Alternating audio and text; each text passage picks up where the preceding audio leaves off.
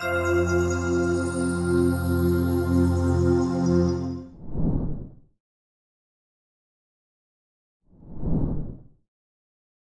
wish a very good morning to our esteemed guests, my colleagues, and champions of equity. It is with great pleasure and anticipation that I welcome you all to the Women Leadership Summit 2024, a convention dedicated to exploring the dynamic landscape of change and the myriad of opportunities it presents.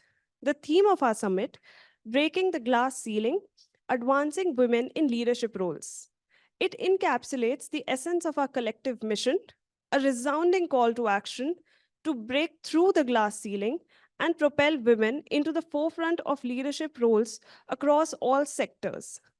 Despite their undeniable contributions, women confront formidable obstacles en route to executive suites and boardrooms. It is about time that we confront these systemic biases, institutional barriers, and cultural norms that undermine women's leadership potential. Throughout this summit, we shall engage in candid dialogues, exchange best practices, and explore innovative strategies to foster inclusive leadership environments, dismantle barriers, and nurture ecosystems where women thrive and flourish. We are thrilled to have amongst us the keynote speaker for this year's event, Mrs. Srividhya Srinivasan, co-founder, Amagi Labs Private Limited. Leading a 1.44 billion US dollar global SaaS company in the streaming and media space, Mrs. Srividhya is a pioneering figure among women in broadcast technology. With her extensive experience, including co-founding ImpulseSoft before its acquisition by SIRF, she brings invaluable insights into technological innovation and leadership. At the event, she will discuss how women can overcome barriers and rise to leadership positions, shedding light on the path to empowering women leaders in the industry. Now I request Mrs. Srividhya to come on the stage and share her words of wisdom with the rest of us. Thank you. Good afternoon, all of you. Thank you very much for coming down. I'm going to tell you all my story.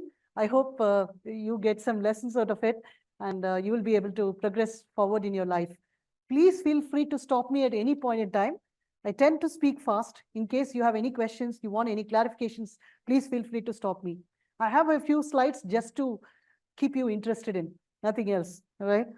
So I'll just tell you my journey from start to finish so you can understand, how my journey went. So in my early days, actually, I actually used a product called midjourney.ai. I don't know how many of you have used it. So in my early days, I was a small South Indian village girl, right, with specs in a village. So basically, I was born in South India, and I had my schooling in actually a Tamil medium school. I come from Tamil Nadu till about 5th standard. Then I moved on to a small town. There I got my education till the 12th. And then I decided to join engineering. I joined engineering in Government College of Technology, Coimbatore. Anyone can imagine, and this is in 91 to 95. Anyone can imagine what would be the fees in the college? Anybody, any guesses? Okay, you're off. Total semester fee was 180 rupees. So one day, 1 rupee. That's all was the fees. So 360 rupees a year and 4 years, whatever it is, that's what we paid. And I mean, it was an amazing experience in the college. In fact, college taught us how to learn. There is no one to explain things to you. However be the education system, you have to learn and you have to make sure that you're able to do your course. That is our first entry into the world of entrepreneurship, I would say, right? So you have to learn what you have to learn. All of us were exposed to that. So college actually inspired many of us, and college also helped me to understand the basics of computer science, a subject which I loved.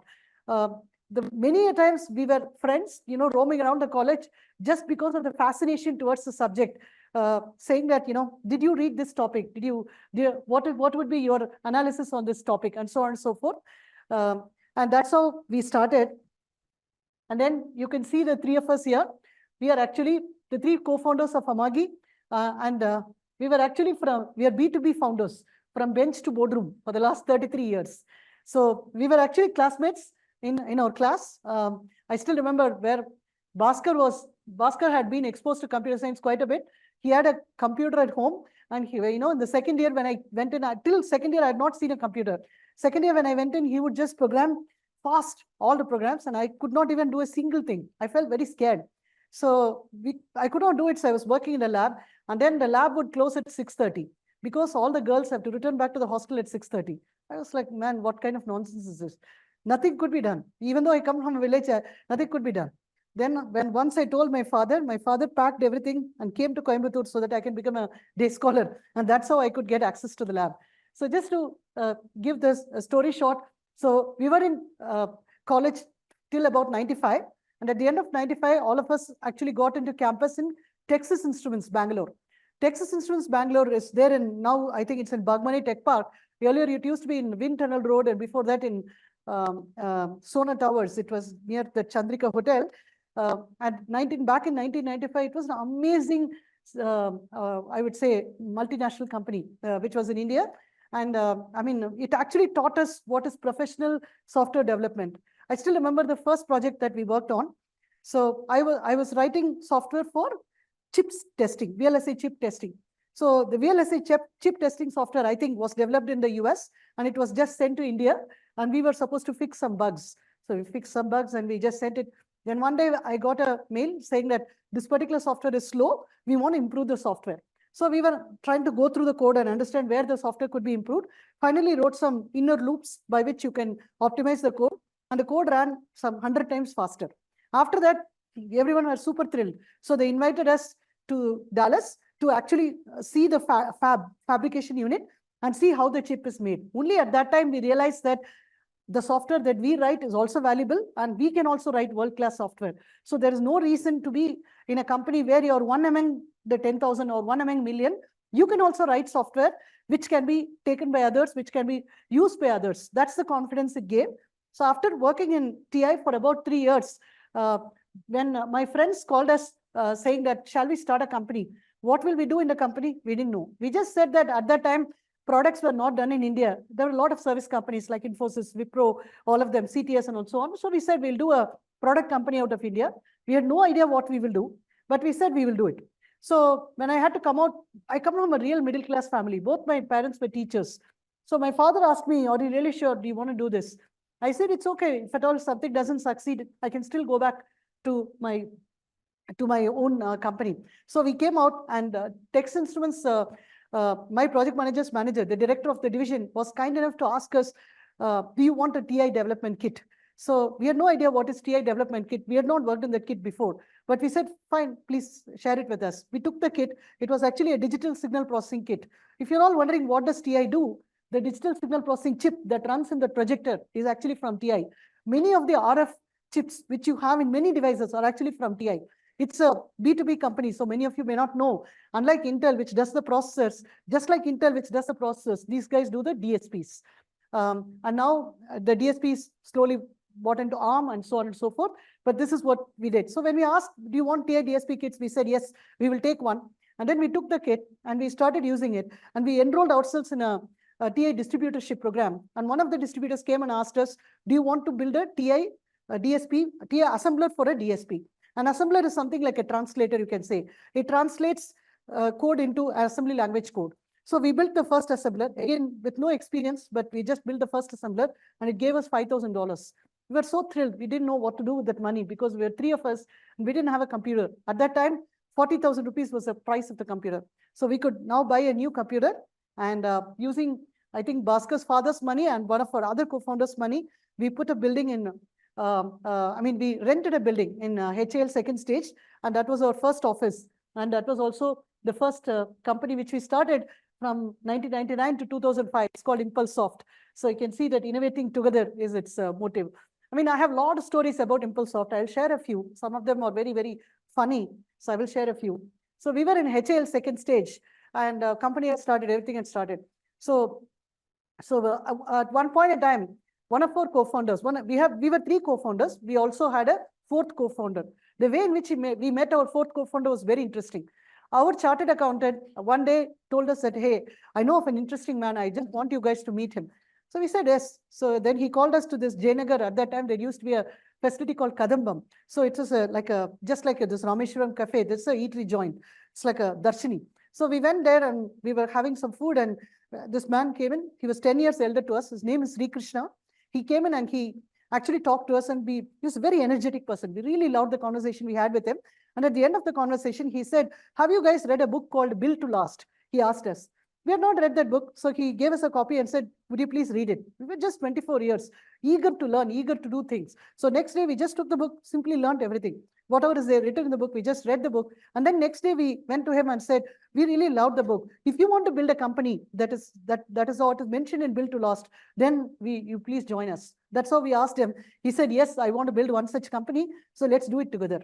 So that was the entry of Sri Krishna into Impulsoft. So Sri Krishna was actually a person who was much more experienced than us, and about 10 years senior to us. And he was working at that time for a company called Synopsys. Synopsys does, you can say, automation software for chip design in the US. So he moved to the US. He said that he will help us to get customers from the US, and over time, he will resign the job from Synopsys. That's how we started. One day, Sri Krishna called us and said, "Hey, there is a new industry standard. Do you guys want to see what this is?" So he gave us 3 specifications. One was Bluetooth, another one was wireless LAN, third one was Zigbee.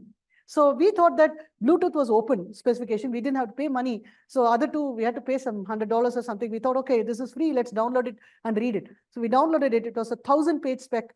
Again, just went through it because no other job to do. So just went through it. And then we said, okay, we'll build Bluetooth protocol stack. We had no idea how to build a protocol stack. We had never even built a TCP/IP protocol stack. How can you build a Bluetooth protocol stack? However, we started learning one by one. And while we were learning, we realized that this seems really, really interesting. So we enrolled ourselves into Bluetooth development forum. So all the companies who work on Bluetooth can get enrolled. So we enrolled us. Then while we built the protocol stack, we could transfer some data from this one laptop to another laptop wirelessly. We were so happy. So we just wanted to sell our software. So we started looking at all the companies who were there in the Bluetooth forum and sent mail to everyone saying that, "Are you guys interested in a Bluetooth protocol stack? We want to talk to you." So one fine day, we got a call from a company in UK. We were so thrilled. Bhaskar and Srini and I myself, all 3 are sitting opposite each other. Of course, by the time we had a small team as well of people who were working with us. So we are so thrilled. We just picked up the phone. The customer asked, "How much does it cost?"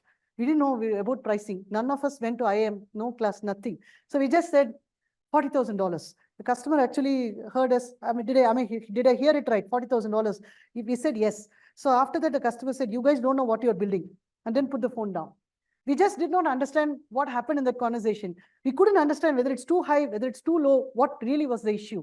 Then he sent us a mail saying that if you guys think that in $40,000 you can build a Bluetooth protocol stack, I'm sorry, friends, you're mistaken. You cannot build it. That's what he had written. Then we realized that we had absolutely underpriced it. We still couldn't understand why it cost so much money. So we said, okay, fine, we lost one customer. Better luck next time. So second customer, we called. This time the customer was Siemens. They're pronounced as Siemens. So the person called and asked, what is the price of the protocol stack? This time Srini told, let's tell $60,000. So we told $60,000. We thought that we had increased the number quite a bit. The other side guy was asking, is it with royalty, without royalty? We didn't know what is royalty. So we knew that TI was making royalties, but we didn't know that we had to ask for a royalty for a protocol stack. So we said without royalty. Then he said, okay, I will pay 120,000 with royalty. We said yes, and we put the phone down. Next day he said, I want to see your product. I want to see your company. So I'm coming down to India. We don't have anything. We have one small room, and that's about it. There's no office building. There's nothing is there. So then we actually put the board, and we designed this logo. We put the board. And then after that, I said, we don't have a conference room. We really, really need a conference room. So then we asked, I think my apartment neighbor was an architect. So I asked that lady, would you be kind enough to build a conference room? So she asked, how many months? I said, I'll give you 2 days. You build the conference room. So she came with wood and other stuff, built a conference room, a nice room. And then I got some sofa. I put the sofa. Then I realized that there are no one working because the 2 or 3 people whom we had for work who were working had gone on leave. We called all of them and said, please, all of you come back. We're expecting customers. So they had come back. They were all sitting and they were wondering what's happening to this office. Customer walks in. We had the meeting. The customer is convinced that the product is good. Customers signed the check as well. Then the customer actually put his hand here in that conference room. His hand was stuck because it was just then painted. The hand wouldn't come out. So that's how the whole company started. That was our first customer. The customer's name is Eric Kempesher. I would still not forget it after so many years because of the incident that happened. The second customer also, I can tell a lot of stories about ImpulseSoft, but some of them are very interesting. When we started the company, we had none of the colleges, IITs or anybody would not join a startup, right? Startup is all micro. Everyone will go to Microsoft, Google, whatever that is. Nobody wanted to join a startup. So I finally found Aligarh Muslim University, who was willing to give us one, campus interview. So I went there all the while alone, and then tried to hire some people. So I had two people, one boy by name Vikas Dikshit, another girl by name Pragya Gupta. So I gave the offer. Four I had. Two of them said, I accept the offer. Then I thought that they both will join. I'm waiting for them to join. Because turns up, Pragya doesn't turn up. Instead, an elderly man walks into office. So he came, he looked at the office, he looked around quite a bit. So then I asked, sir, how can I help you? No, are you Vidya? He asked. Yes. So I'm Pragya's father. I wanted to know whether this is really a company, whether I should believe that there are people who are working. Then we had to make him sit down. We had to tell our vision, mission and all and convince him. Then finally he said, okay, I will let my daughter work with you guys. And that's how Pragya came. So it was that big a challenge. However, the challenge is reduced after we had our tie-ups with IISc. So we went to IISc one day. We met Professor Jamadagni. At that time, I think I don't know whether he's still there. He must have retired. So we met Professor Jamadagni. He was actually the head of Center for Electronic Design and Technology. We went to a conference and we saw what the students had built. One of the students who had built this, some of the hardware, we found him to be fascinating. We really wanted to hire that guy. So we went and asked him, do you want to join ImpulseSoft? At that time, he had an offer from Motorola, probably 3 times, 4 times the salary we could afford. We said that this is all we can pay, but this is a product you will build. And we showed him what he will build. So we told that you build a Bluetooth access point. Bluetooth access point is like wireless LAN access point. One side is wired, another side is wireless. The reason was because one of the Japanese customers whom we are interacting with wanted to build that product. So we told, his name is Sudhakar. So we asked Sudhakar, this is the product you will build and there is no one to build. You will come in and you will start the thing from scratch. You will have to design the board. You will have to do everything. We'll give you 2 engineers to build and that's all it is. Sudhakar found it to be challenging than Motorola. He took this offer and that was the entry of all IISc students into ImpulseSoft. So Sudhakar came into ImpulseSoft and then built a Bluetooth access point, which we could give to our Japanese customers. We had never worked with Japan. We did not know how seriously Japanese customers take their dates or how seriously they look at the quality of the output. So we built all of that. And then the Japanese customer came in. He asked, when will you deliver the product? So we said October 2000 or something like that we told. So I thought everything is done. So then one guy came, he took all pictures. And then he did took one printout, asked all of us to sign. That's it. It's the proof that they had, that we had to deliver by that date of October 2000. And we also had to make sure that the product really works. So the product was built, everything was done. We tested it, worked well. So we thought that we had built a great product, went to the customer, found 2 or 3 bugs, and they were so unhappy. And one of the customer, I still remember the day when he came and said that, hey, you are not running a university at my expense. So this is the statement he made. Remember this statement, you are not running a university. That means what? In a university, we learn, we make mistakes, we correct. So he's basically saying, don't run a university at my expense. I was feeling really bad. Then eventually we fixed the problems and we gave it, but the word stuck onto my mind. Because in Japan or in those countries, I mean, while they are people who will partner with you, who will work with you, they expect the quality to be too good, right? It should not fail even once. So that's what I learned out of that. So ImpulseSoft journey continued. In ImpulseSoft, we built Bluetooth protocol stack that went into mobile phones. We gave it to Apple adapters. In Apple, earlier there used to be a Bluetooth adapter. And then we also built Bluetooth stereo headsets. One of the headsets we built is called Hippo. In fact, that time is when we were exposed to product design. We understood what it takes to build a product. In all these days, when we were running in ImpulseSoft, we were completely bootstrapped. We did not take any money from investors, and we were running well. The only challenge was that sometimes if the payment gets delayed from the customer, or it was kind of running neck to neck. So by the time Sri Krishna brought in one of our other, you can say a chairman or a person who's an advisor. So he came in and he said that, Bhaskar, Vidya, Srini, you guys should not run the company like this. We should have adequate funds in the bank so that we can easily pay the people's salary. So why don't I take you to an investor whom I know? So, and then we met Mr. N.S. Raghavan.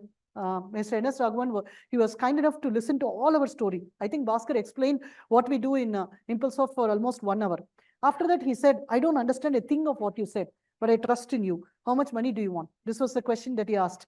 Then I think Bhaskar told him that I need about 2 crores, and he just signed the check and gave it. That was the level of trust he had with Mr. Chandrasekhar, who introduced us to N.S. Raghavan as well as in us. And he just simply handed over the check. And we had the money in our hands. Now we could pay salaries comfortably to people and we could run it. However, one of the key challenges we faced in Impulsoft was that we were at that time about 55 people.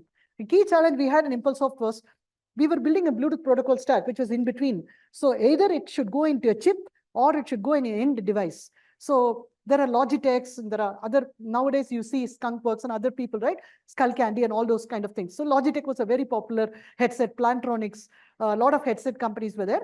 And the chipset companies were also there, like ARM was building one. SIRF, SIRF is one such company which was building GPS chipsets. So eventually we had to get acquired in 2005. So we had 3 offers from 3 different companies, and we chose SIRF mainly because SIRF was a smaller company. It was run by an Indian by name Mr. Kanwat Chadda. The whole thing looked very exciting. He was integrating Bluetooth and GPS into a chipset. Even today, all the mobile phones, what we are all using is using SIRF chipset. That's what you're all using. SIRF chipset is what you're all using, right? So they integrated Bluetooth and GPS. As a part of the acquisition, we were there with them for 2 years, 2005 to 7. We told them that we want to start a new company, and we left them at 2008 to start Amagi. Anyone able to understand what is this building? NSR Cell. This is NSR Cell, right? We started this company in 2008 in NSR Cell. The main reason why we came here was actually, I think this is Amagi 2.0. I put it from 2010 in order to show you how it is. So this is our country, right? Irrespective of whatever happens, even if floods happen, we will watch TV. So we thought that, we thought that TV is interesting. We actually in this building, there used to be a cafe coffee day here. So we came in here and we wanted a nice green place. So we were sitting in the cafe coffee day for several days, drinking coffee and trying to explore what business ideas we can do. And one day we thought, okay, we will go into NSR Cell and we'll ask them what is the process. So we were supposed to submit a business plan and we were supposed to explain what we will do. So we were wondering what is the business plan to do, right? So one day we were in this JP Nagar mini forest was there. So we were sitting there and we had like 13 different ideas. We wanted to build a mobile phone for elders. You must have seen, right? All the elders struggle with whatever smartphone you give, they struggle with it because it's too difficult for them to use actually. So we want to build a mobile phone for elders. We were looking at some options like Groupon. Now you see Groupon, but we're looking at something like this, right? To LLMs at that time. In 2010, we were looking at even trying to do a semantic web using LLM. So like that, we had several ideas. So in that, one of the ideas was this TV idea. So where this country is obsessed with TV, but we started this time in 2008 or 9 when we started with 3 goals. The first goal was we wanted to do something disruptive, innovative, right? It should disrupt the market. It should be revolutionary. And we wanted to build $1 billion business. And we also wanted to do it in India for India because the previous company was all outside India. So we wanted to do it in India for India. With these 3 goals, we were trying to evaluate all the 13 ideas. So one day we were sitting in the JP Nagar mini forest, and at about 11 a.m. in the morning, on a Monday morning, one young boy walks in and he was like really nagging Bhaskar. Uncle, please show your hand. I want to check your, I want to check your future, Bhaskar was saying, no, I'm busy. Leave me. Finally, at one point, Bhaskar suddenly turned and said, hey, this guy is targeting us. So I asked, what does it mean? So he was basically saying that, look at this, 11 o'clock on JP Nagar Mini Forest Park, who will sit? Only a jobless man will sit. So he's trying to predict my future. So this is targeting, and let's look at targeted advertising. That is how we just came into targeted advertising. No great idea about TAM analysis or any of those. We thought that the TAM should be bigger. Of course, we looked at TAM afterwards, but TAM should be bigger. So that is how we started looking at targeted advertising. It was just by chance, and this is mini forest trees, right? So the whole idea behind this first Amagi 1.0 was we wanted to initially do personalized advertising. That is, you will see a different ad than he would see. So then I looked at what is there. Between the 3 of us, we had 3 different characteristics. Bhaskar is actually a visionary who would think new ideas much, much ahead of time. In fact, he built a Bluetooth protocol watch, Bluetooth-based watch he built with all of us. We did in about 2003 or 4. Much before now, it's a billion-dollar business in Apple Watch. But you can see that kind of things he was able to imagine. He was a visionary. Srini wanted to go to customers always and see whether there is somebody who's interested in buying it. And I am a person who wants to execute it, who wants to make it happen. So as soon as we discussed this idea, I looked at how we can do it. For me, it's always the how. So I looked at how we can do it. So we looked at IPTV and we saw that BSNL was offering IPTV. We went to BSNL office and we saw that some total they had 40,000 connections. So we thought this is dead. You can't do IPTV based personalized advertising. So what is the next thing you can do? So the next thing we thought we can do is that we will do geographical advertising. See, same time, same channel, different spots across regions. So while you're watching a Trivago ad in Mumbai, and in Delhi, you can watch a Magnum ad, and in Bangalore, you can watch a Maya's ad, and you can watch a Dauber ad, and so on and so forth. So at the same time, you can split and do different ads. So our logic was the sum of the parts was greater than the whole. That is, I will buy one spot from the TV station, and that spot I will split into different regions, and I will sell. Therefore, the sum of the parts is greater than whole. Idea looked great, really, really looked great, right? So we also thought that it's a romantic idea. We want to disrupt the industry, right? We wanted to help small guys win. Why should only always HUL win? Why not a small Jyoti Milk, some local milk company? So we thought that we can help the small guys win. This is how we looked at it.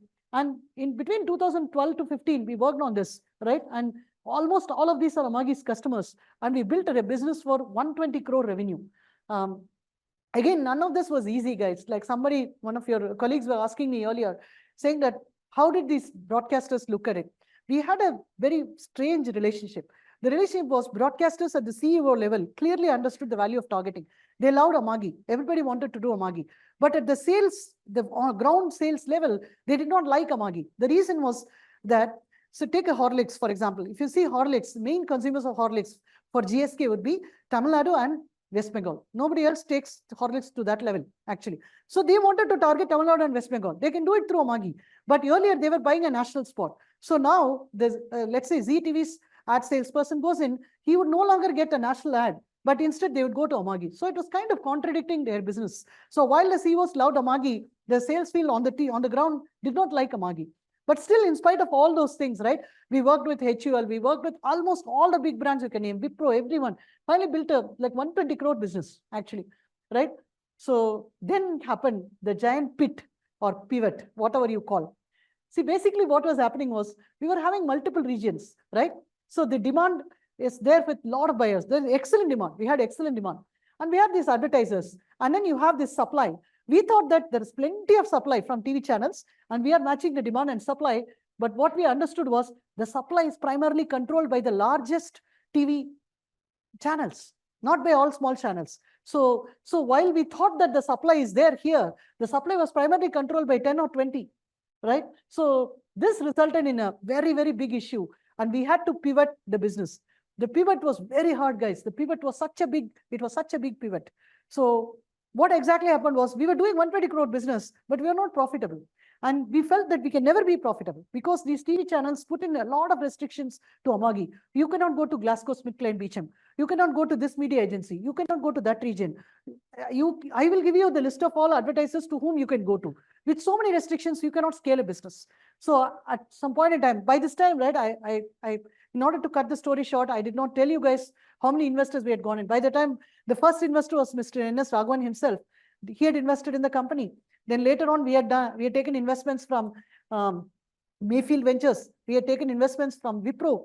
Premji Invest. We had taken investments from, I think, KKR. It's KKR also we had taken. So with all the money that we had, right, while the business was growing great, everybody feels good. We just went and said that we want to pivot this business because it's not profitable. Luckily, our investors listened to us. When we said that this doesn't make sense in 2016, our investors listened to us, right? And we said that we realized one thing, video will be the dominant form of consumption. We also said the future of TV will be streamed, ad-supported, and cloud-enabled. And the good news about all this is, between 2009 to 15, whatever business we built, it was all built using, we built the whole technology on the cloud. We were the earliest adapters of AWS, Amazon Web Services. And whatever we did for inserting the ad, if we extend the same technology, we can use it for full streaming and it will be completely cloud enabled. And that's what we realized actually. So we pivoted to saying that we'll build a glass to glass platform. It's a vertical SaaS. Vertical SaaS means you have a customer, you build more and more SaaS products for that customer rather than a horizontal SaaS like a Jira or something, right? Like Jira, for example, is applicable to every company in the world. Whereas a vertical SaaS, what we are trying to do is for a media SaaS, right? We said that we will build a media cloud platform. And actually, it consists of, if you see media, it consists of live production. You do play out, you do distribution, you do monetization. We said we will build a glass to glass platform of vertical SaaS. This is what we said we will do, right? So if you see our journey, right? In 2008, we started the company. 2010, we did geo-targeted advertising. We went to all the large advertisers in 2015. We built the first cloud-based media platform, right, in 2015 for doing full linear channel playout. And by 2017, we took a pivot decision. 16, 17, we took a pivot decision. And luckily, our investors believed in us, were with us. And by 2020, the largest media company was with Amagi. And 2021, we had a leadership in FAST market in the US. FAST stands for free ad-supported streaming TV.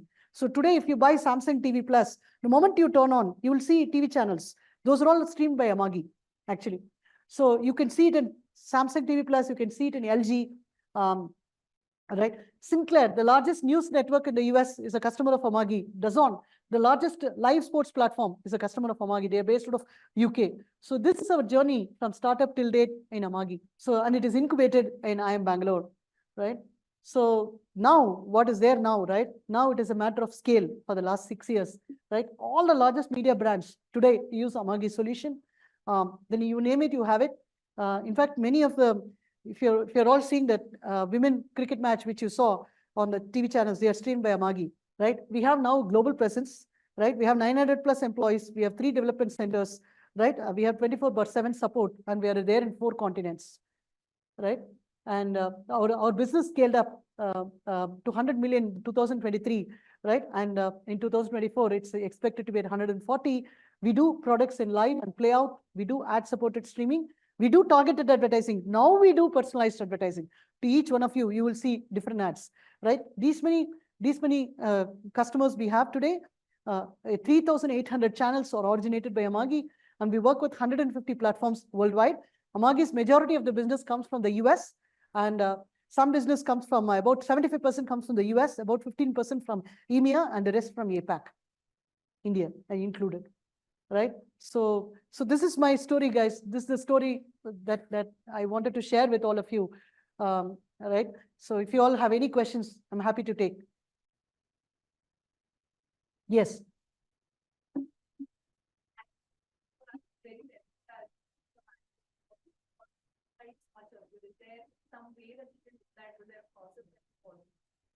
So one thing with the 13 ideas which I mentioned to you, right, which we actually looked at was, when you have an idea, first day it excites you. See whether it lasts long for 1 week, it lasts long for 1 month, it lasts long for some more time, right? Like apart from doing all your analysis, right? So of course you should do whatever is taught in these business schools. You should do. Is there a TAM, total available market, right? Who will be your target customer? What is the minimum viable product that you can build? Right? Keep thinking about it. Keep thinking about it. Keep thinking about it. Talk to people, right? Understand what could be the customer base. See whether there are others who have done it. See the neighborhood, like what other people have done it, what exists, and then do it. And in these 13 ideas, when we started, we were like, in some sense, stupid to say that we will do something which nobody has done. That's how we landed up in the targeted advertising. However, it's not necessary to do it like that. You should do where you can make a difference. Is there a difference you are able to bring in to anything? So for example, why cloud playout later on worked is, it is not that playout is unique. Playout means by which you create a linear channel 24/7. So what happened to me was, actually, I visited almost all the TV channels, trying to sell them this geographical targeted advertising. When I went into their office, I saw huge centers of data centers where they would have their equipments. They were doing all those. It was like, to me, it was like I come from the mobile world. I write software for the mobile. So I was wondering, why are these big hardware required? Is it really required? I could see that an opportunity wherein huge hardware is used, which could have been done by simple software. So we changed the business model. Earlier, how these TV channels used to build their network or data center is they will buy all those equipment. So usually the capital goods required would be about $1 million to set up a TV network. So we said that you don't have to do any of those. You come into Amagi, you subscribe to Amagi's SaaS service, you pay us a monthly fee. And the reason why we also said monthly fee is not because we are some business analyst or anything like that. We just said that because we had to pay AWS monthly. AWS payment was monthly. So the way in which we entered into SaaS itself was serendipity. So first test for any idea is that, are you able to live with the idea? Does it strike you even after 1 week, 1 month? Is it there in your head? If it is such an important idea, you feel your intuition says it's good, right? It will be with you for a long time. You'll keep talking about it. You'll go find out reasons as to why it should be done. Yes. I wanted to understand whether any instances in the life where you had to step back towards 3 steps back just to move much ahead in the future. We did, right? That pivot itself was that pivot or pit that you call. So when we went, right, at this point, when we, why we called it as a pit was because actually we built the whole geo-targeting business. We are very, very successful with all those companies. Everyone was going good, but we are not able to see the path for profitability. We had to let go our ad sales team. We had to let go the people who are doing ad operations, except for the engineering team, which built the backend. Pretty much all the business teams, everything which we built was for India with respect to advertising or having relationship with the TV channels and so on. We are just completely going international now. So we had to pivot the whole thing. So we went several steps back. In fact, from a 120 crore business, we started from 1 million MRR is what we had. ARR, 1 million annual recurring revenue is what we had. We went down to 6 crores. And then we, whatever 8 crores or whatever that is. And then we came up. So it happens all the time in entrepreneurship. It's not easy. The only thing you need to have is perseverance. Saying that the only feeling we had was so many people had, trusted in us and invested the money. We had to make sure that the investors earn the, returns. We can't afford to say, oh, we are done and just walk out, right? It's easy to walk out, but is that the right thing to do? Did you do your task right? You have to ask that question. When you ask that question, you will realize that it doesn't work like that. And then we decided saying that, no, we will go international. We will see what happens. That is when, if you remember at first I told you, we had 3 goals. It should be disruptive, it should be $1 billion, and it should be in India for India. We sacrificed that goal of in India for India and said, we will go international. We will start from the US. And then one of the founders, Srini, he moved to the US. He moved to the US and he tried to look for broadcasters. There also we failed. So when we looked at our customers for cloud playout, as I mentioned, I went to this large TV networks. I saw everybody were having so much of hardware. So I thought that the CTO and the COO will be more than willing to welcome cloud. So we went and spoke to them. None of them were interested because for them, it's a running business. Everything is working smoothly. Why should I do anything new? So they didn't like the idea. It was very difficult to disrupt a running system. By about 2016 or 17, he moved. By 2018, the digital guys, right, people who are there in YouTube, wanted to see other mechanisms by which they can make money. And by the time, the fast platforms boomed. So we were able to go to the fast platforms and say, this is how Amagi can deliver. Can you tell the people who come to you, say that, please come through Amagi. And that's how we established our network. So in some sense, it's luck that fast platforms happen, and therefore these YouTube first time entrepreneurs, like who are doing digital things directly on YouTube, wanted to use Amagi, and they didn't have the baggage of the hardware and things like that. So they first moved. After they moved, the broadcasters came in. That's why if you see this timeline, right? See here, 2018, the first company which used Amagi is called Horse and Country. The 2017, we took the pivot decision. 2018, Horse and Country became our first customer. They are just a small TV channel about horses and countryside. But they wanted to use Amagi because they couldn't afford the hardware. So by 2020 is when the largest media broadcaster, and they are actually a visionary company. NBC is a visionary company, and NBC signed on to Amagi after 3 years. So it is always, this will happen like 100 times. And you have to have the energy to go over it. Otherwise, entrepreneurship is very difficult. Yes. I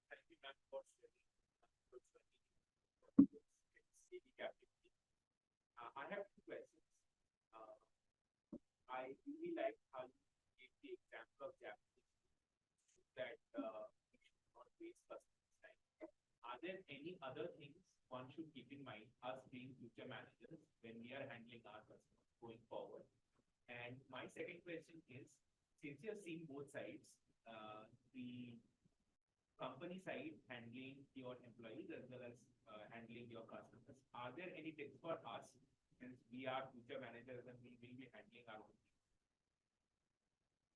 Yeah, I'll answer the first question. In all cases in customer, if you see my title now also, I work very closely with the customer. That's why it's Chief Customer Success Officer.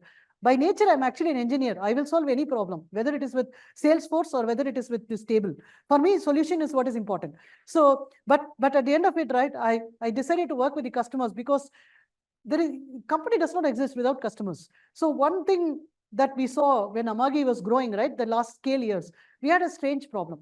The strange problem was that in 2019-20, Amagi's business was growing good, but some of these smaller TV channels who came into the fast business, they were exiting fast because their content was not good. Not so many people were watching. So we can say that, oh, customers' business is not doing good, therefore nothing to do. The customers will churn. In SaaS, the biggest problem is churn. Churn is basically customer moving away from your business. So we can do that, right? But what we did was, since the customer is going through Amagi's platform, we can estimate their profitability. We can estimate whether how much revenue they are making. We can estimate how much profit they would make. And therefore, does it make sense for them to pay Amagi? So let us say it doesn't make sense. The customer is not doing great amount of money. How do you help the customer? We actually started a business called Ads Plus, by which we will sell the customer spots, right, through our ad network. So we built a small ad network by which we could sell. However, the content has to be good. If the customer's content is not good, nobody can help. So that's first thing we did. The second one was, we would take the customer to more platforms because Amagi had 130 platforms and see whether they are able to do it. So if you don't treat that your customer is important, if your customer does not win, you will not win. So it should never be that, okay, customer has to pay the money irrespective of wherever they are. It doesn't work like that. So that is a very important lesson that I have seen in this industry. And you were talking about how do you deal with customers, employees, all of those, right? So one thing is that I tell all our employees, our ultimate goal in Amagi is to make you all as entrepreneurs. So if you want to become an entrepreneur, then join Amagi. If you want to just work 9 to 5 and go back home, please don't come to Amagi. It's not the right place. Please don't come. I'm not to say that, everyone has to slog their head out, but you should treat this as your company. If you are in my position, what decision will you take? Is the key question that you should ask yourself. If you don't want to ask that question, then this is not the right place. That's what we tell them. Actually, that's what we inspire them for. Of course, the company has grown too big now. We are not able to exercise that level of, what should I say, that level of control with everyone. But we still mention this to every one of Amagi's employees. And we ask them to make the decision at all times. We trust our employees. We never ask them to produce proof. We trust our employees and we tell them that it is your company and therefore you will make the right decision. And we believe in you. Yes.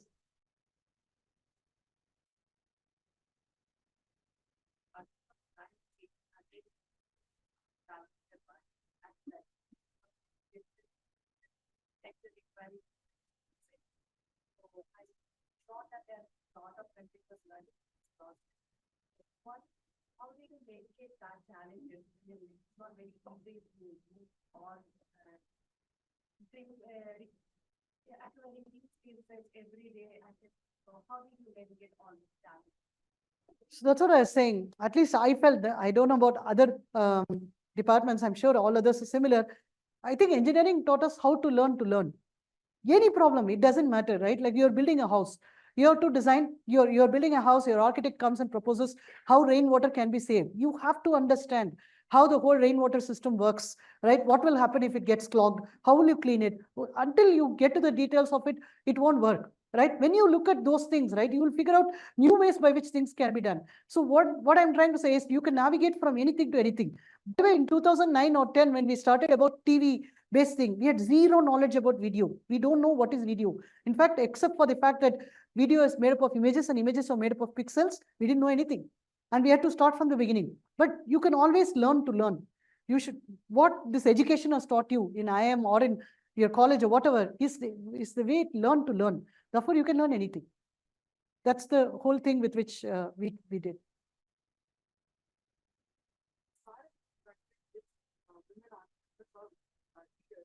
they've always went to some gender stereotype that they had encountered. And you're the one person that they did not come across. I mean, like you did not tell that anything about the new presentation. So I wonder if you hadn't ever faced one, or if you had, what would your suggestion be to a women entrepreneur or a businesswoman of how to overcome? I just ignore them and I don't look at it that way. I just ignore them and I don't look at it that way. From the college,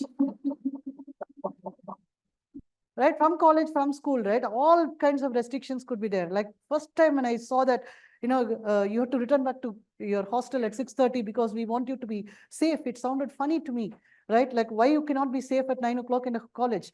So, but I just ignored it. The only way is to ignore. And there is no point. I somehow think these are very stereotypes to say, oh, this is how we need to improve. Like even in my office, when they say that the gender inequality has to be sorted and therefore we'll hire women, I used to say, don't hire for that reason. You hire if the person is right. If you feel that the person is going to add value, you should not hire because you want to bridge some inequality gap. It is not that way. Having said that, yeah, there could be stereotypes. Even I have seen in a meeting when three people go, right? Nobody will look into my eyes and speak. Everybody will look into other colleagues' eyes and speak. Even if it is me who's going to explain the product, you just ignore. You keep telling it. Over time, they will learn. First time when I went to, I think Hyderabad, we went to Hyderabad, and in fact, from this office only we went from NSSL. We had to install a geo-targeted advertising box. So we went to Hyderabad, and I think in one of the cables, it's a Hathway cable. I had to take the box and go in. I go in, the place feels like kind of infested with rats. Didn't go in, and I tried to connect they are wondering because they've never seen a woman in a cable hidden connecting some hardware. So I didn't care. I just crawled under and then connected it. And over time, they understood that, this person will come again and again. Over time, they'll get used to it. So best way to work in any of these things is to ignore and move ahead. So why talk about all those things? You just ignore. As long as you have the right family, you have the right spouse to support you, you have right family to give you support, you will win big time.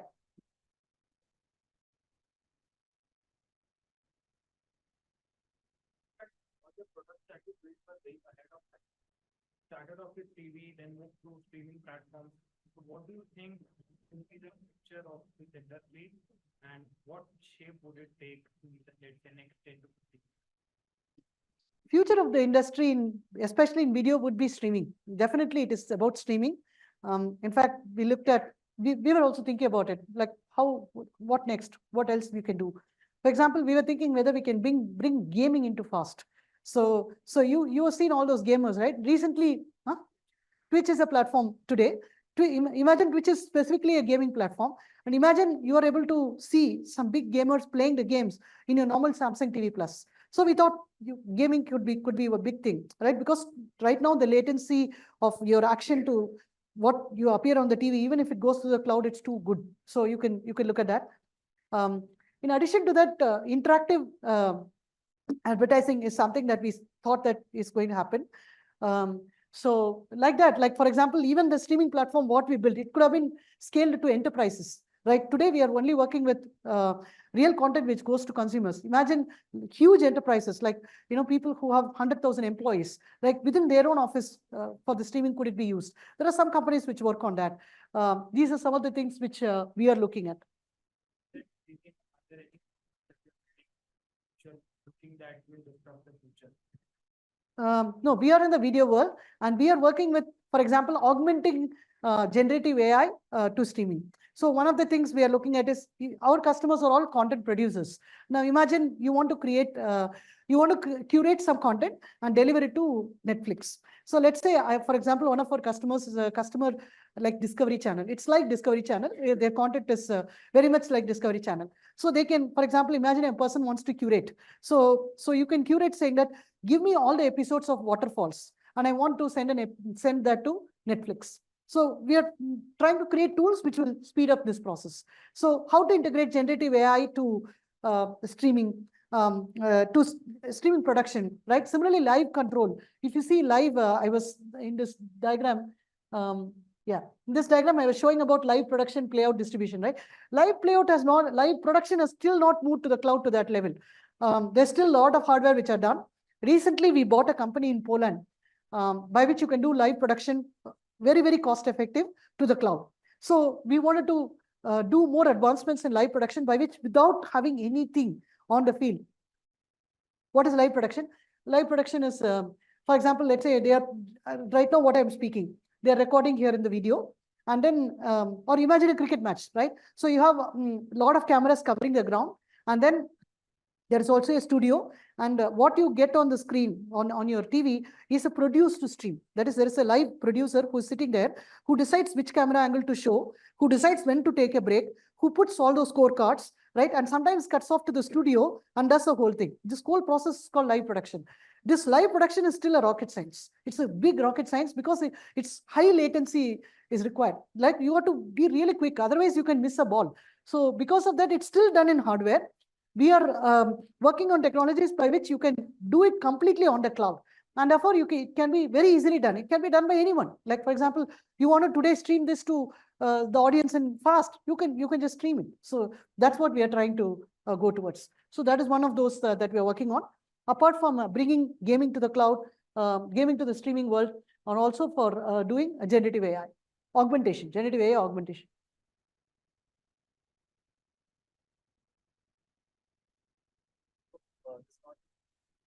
But you said that you studied in Tamil Nadu. Yes. Tamil Nadu does not have this entrance exams, and you just go in with the scores of 12th standard.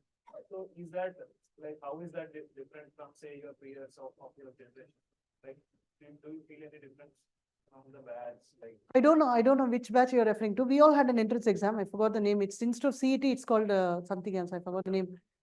I don't know about it now, but we all had an entrance exam. And then, in fact, I didn't get into Anna University. My first choice was Anna University. I did not get into it. My second choice was NIT. It's called REC at that time. I didn't get into it. My third choice was GCT, and that's what I got into. So, yeah. So I probably didn't understand your question. if you don't have like this entrance exam system, like are the students different or better, or how is it like this? I don't know, but I can tell you students were very different. At least in the government college where we studied, we got different kind of students. I have had friends who came from Nagaland because I think they had some quota by which a different state person can come in. I also had people who came from first generation graduates or something like that. They also came in. I had people who came from Chennai, right, and then the rest, right? So different people have different culture. They have their own interest, but ultimately everybody learns, right? And the fact that you want to learn is what unites all of you. Face some sort of criticism early on with the customer. So at times when I face criticism or feedback, it tends to get onto my nerve. So how do you actually deal with criticism and feedback, and how do you actually use it for your professional personal growth? How do you do that?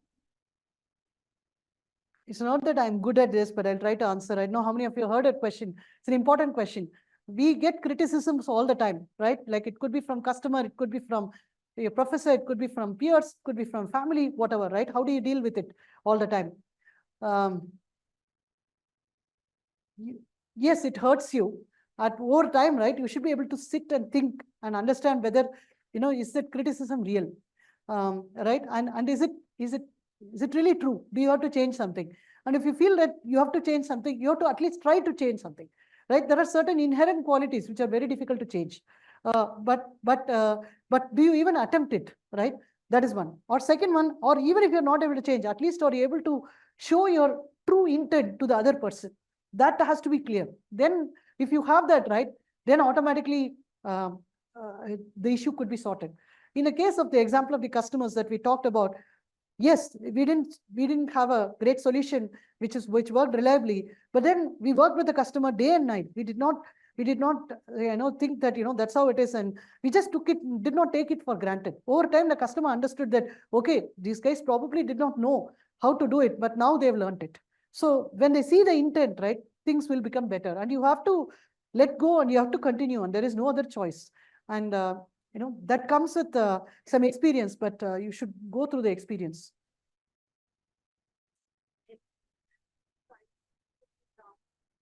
Just ignore and move ahead.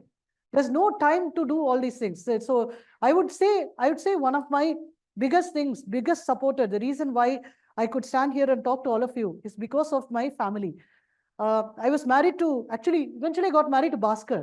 So Bhaskar's mom was a teacher, and then later on she came with us and stayed with us in Bangalore. And she helped me quite a bit. Both my parents were, like, my mother was dead and my father was there with us, but she helped me quite a bit when my children were born. So, right, there's no point in thinking that, oh, how you can support your family is important, and how they can support you is very important. I wouldn't have been here without her help. So that is the kind of help that you can get from the family. But if you get into these petty fights, right, nothing can help us. We should understand what is our priority. If envy is the one which is causing this problem, you should ignore it and move ahead. And over time, you will be able to, the other person will understand and they will get over it. Yes.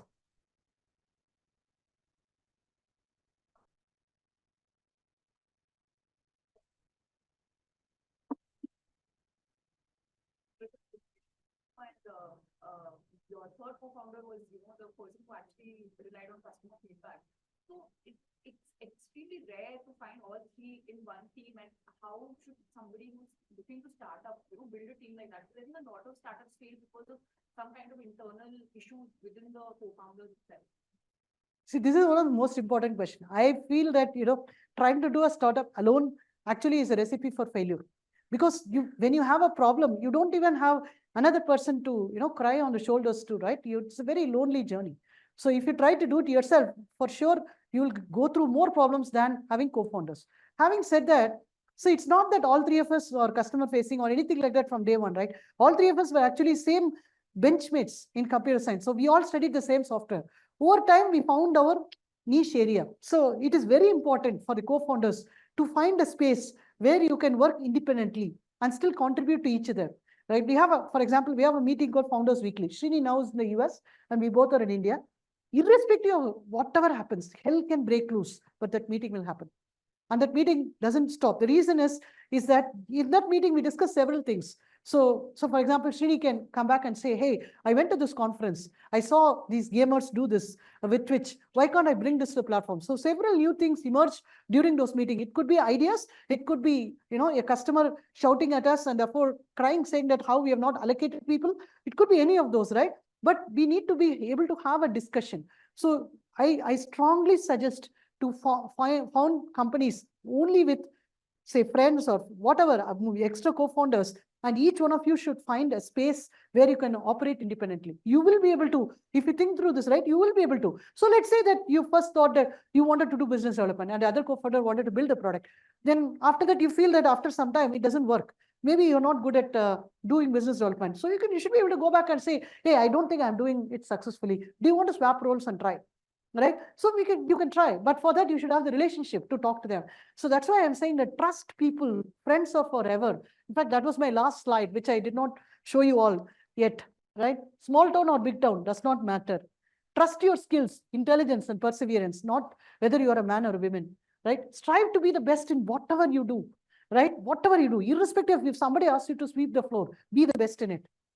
It doesn't matter. One day it will have its results. Yes. Mentioned that initially the customers were based out of India, you were India focused, then you pivoted to the US. So is that simply because the ticket sizes are larger in the US, or do they have a better environment that is more conducive to developing new products? So with a lot of Indian companies like Soho, they all eventually migrate to the US and suddenly the product line is expands. Yes, it's true that the overall economic market size is very big in the US. That's first reason. Second one is that having done ImpulseSoft in the past, we were there in the world. We had seen the world. We had seen Japan. We had seen Europe. We had seen US. And we knew that, US is a very open country. All said and done, if you have new ideas, you want to try out something new, it's easier to try in the US. Where US will fail is consumer businesses like what we are doing with, say, I don't know. Whenever I go to the US, I still miss Swiggy. Because you order something, it will come in 20 minutes. In the US, you order through Uber Foods, it will not come in 1 hour also.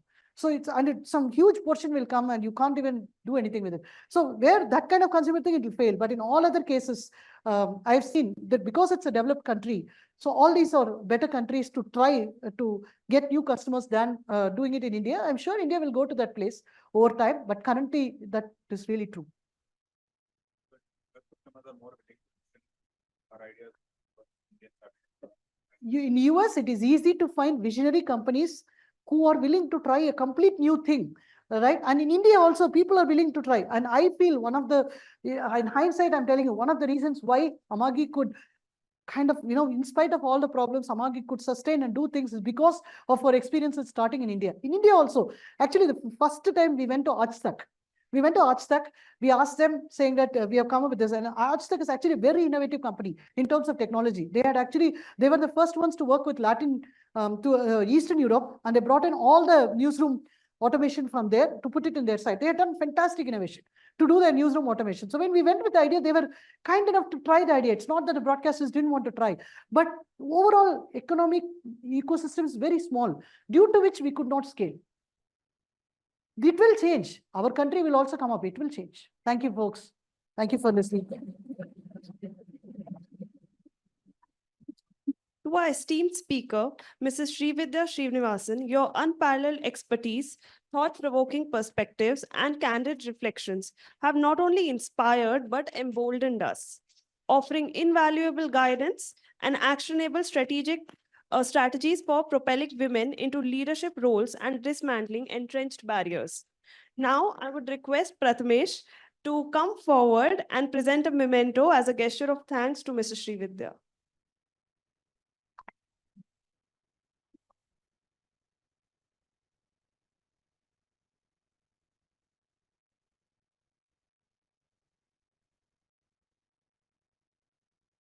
To our participants and attendees, your active engagement, diverse viewpoints, and unwavering advocacy have enriched the fabric of this summit.